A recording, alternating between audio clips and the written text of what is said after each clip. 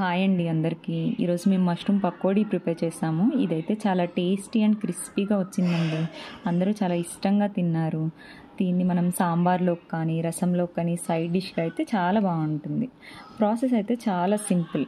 దానికి మనకు కావాల్సినవి మష్రూమ్స్, మొక్కజొన్న పిండి, బియ్యం పిండి, శనగపిండి, పసుపు, కారం, సాల్ట్, అల్లం వెల్లుల్లి పేస్ట్ మరియు ధనియాల పొడి.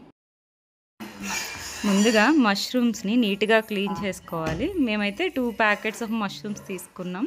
తర్వాత వాటిని చిన్న ముక్కలుగా కట్ చేసుకోవాలి.